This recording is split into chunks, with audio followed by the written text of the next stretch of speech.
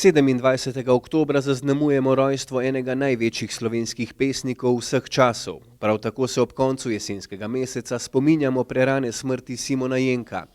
Tako kot v Podreči pri Mavčičah, kjer se je tako imenovani Šmonca rodil, so tudi v Kranju temu primerno potekale slovesnosti.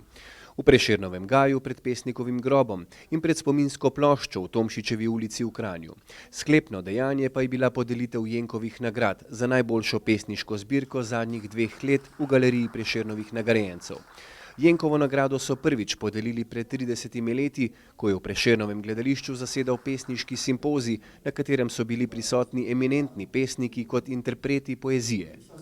In pa cela vrsta imenitnih pesnikov, Daneta Zajca, Gregorja Strniše in še lahko našteval.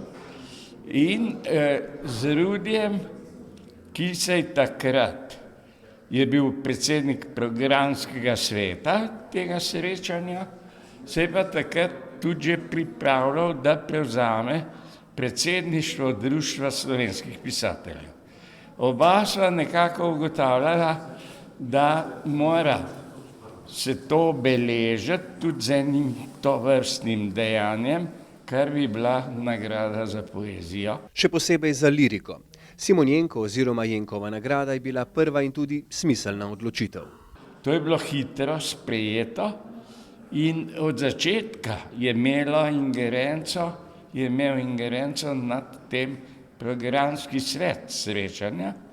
Ko je pa Rudi Šeligo potem prevzel Društvo pisateljev, sva pa ugotavljala, da je najboljše, da je to pod egido tega društva in je to se potem tudi tako obdržalo za naprej. Prvo Jenkovo nagrado za najboljšo pesniško zbirko je prejel ravno Niko Grafenauer za opus Palimpsesti, za katero lahko rečem, da ni moja najslabša v opusu. Je pa nekako kar sovpadlo.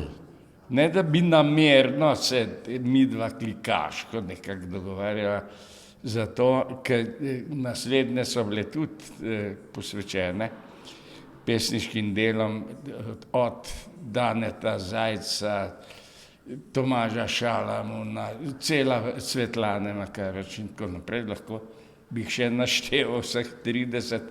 Jenkova nagrada je z leti začela pridobivati svoj status v slovenskem kulturnem prostoru in se je kljub vsem turbulencam sodobnosti ohranila kot najuglednejše priznanje na področju literature.